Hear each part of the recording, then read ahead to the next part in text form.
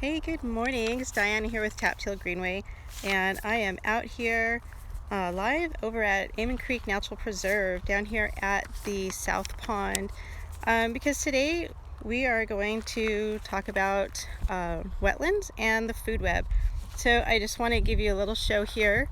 The Amon Creek extends through Badger Canyon. It's about a 13-mile stretch. If you can see here behind me, so I'm at the entrance to Amon Creek Natural Preserve, so the South Pond, and this is one side of it, and then it extends past the highway down through the canyon, and it flows down this way through the preserve, and it continues on, and it meets the Yakima River. And it meets at the Yakima River about a mile north of the delta.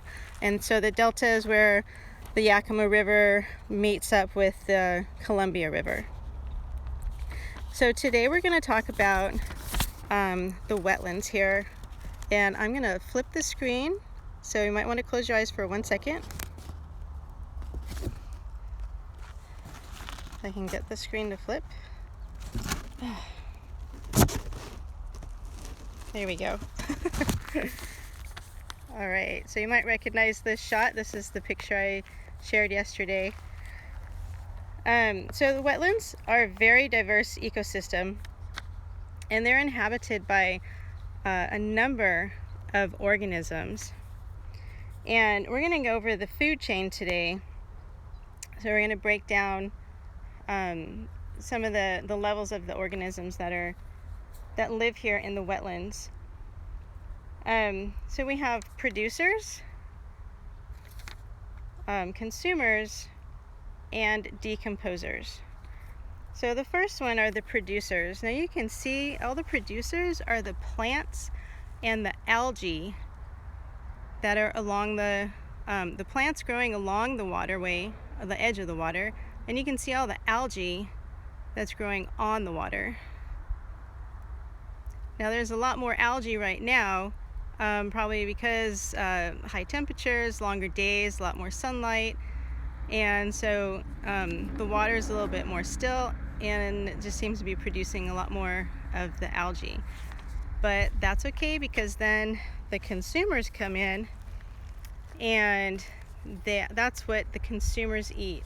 Now there's 3 different levels of consumers. The primary consumers are going to be a lot of the invertebrates, aquatic invertebrates like the crayfish, and which we cannot see right now unless we were able to get in the water, which we cannot. Tadpoles, might be able to see. I think there's still some tadpoles swimming. I did see some small fish. So some small fish would be some of the primary producers.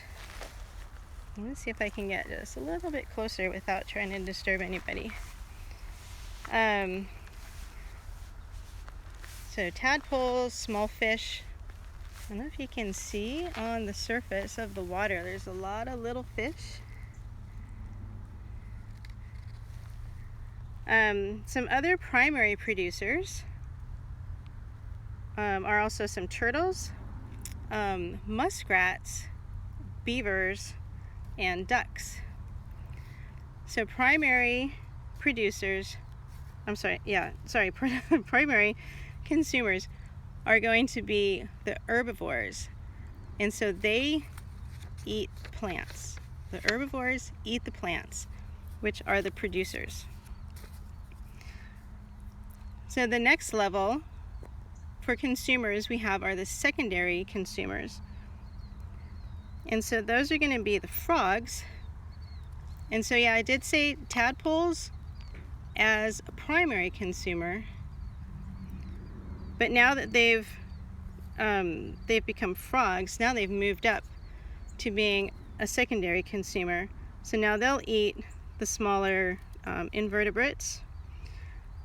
Fish are still secondary. Bigger fish eats the smaller fish. Dragonflies. There's been a few of them. There's one. Hope you can see those on the screen. There's one buzzing around there.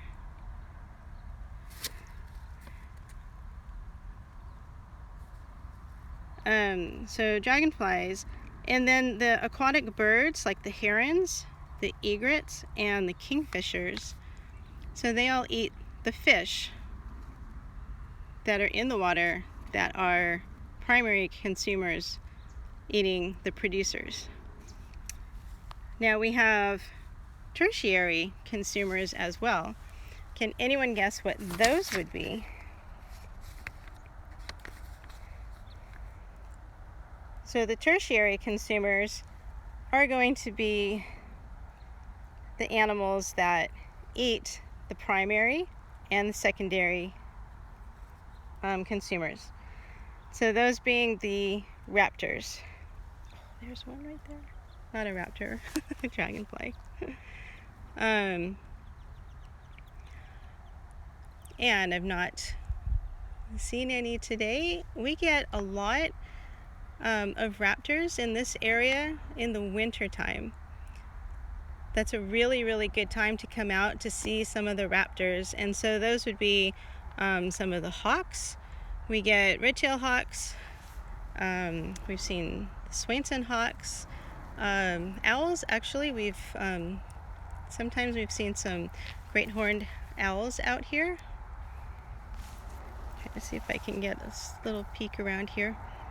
Ooh. So the raptors are going to be the ones that are going to eat everybody else. We also have decomposers, which you're not going to see. Those are the bacteria and the fungi.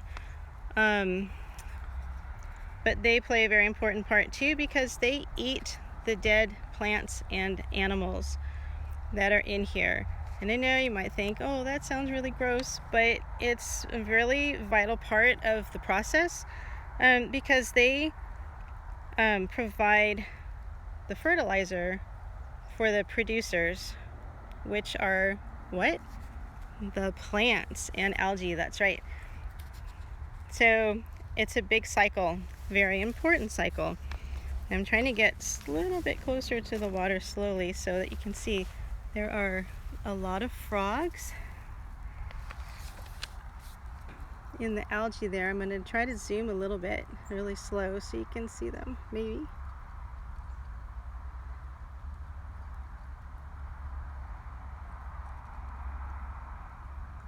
A little hard to see with my phone, but there are several frogs, green frogs over here.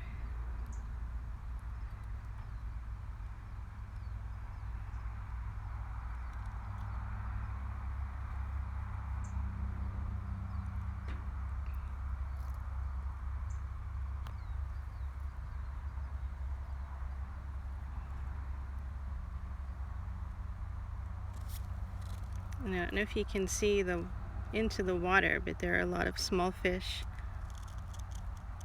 in there as well.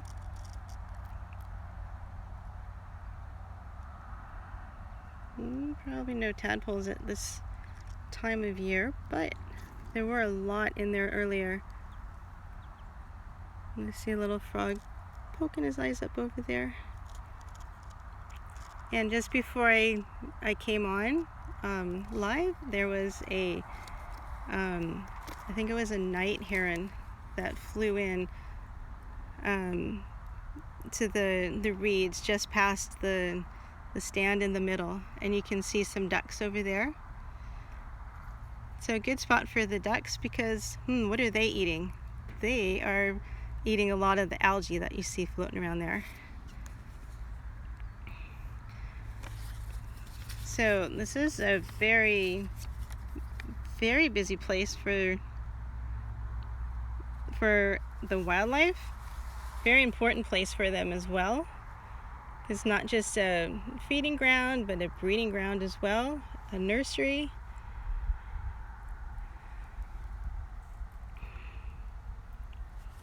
Okay, so with that, I'm going to sign off. I'm trying to give you just a little view because there's so much activity going on right now.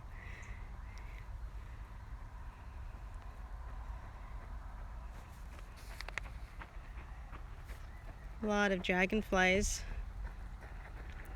buzzing around. Okay. So we will continue going on about the food web and the wetlands in our next lesson, and I hope you join us. Join us again. Oh, my hand's getting... So make sure you follow us here on Instagram or on Facebook. Subscribe to our YouTube channel, and you'll get some updates. So I'm going to be here every Tuesday at 10 o'clock for hashtag Tap Till Tuesday. So I hope everyone has a great day, and I will see you guys next week.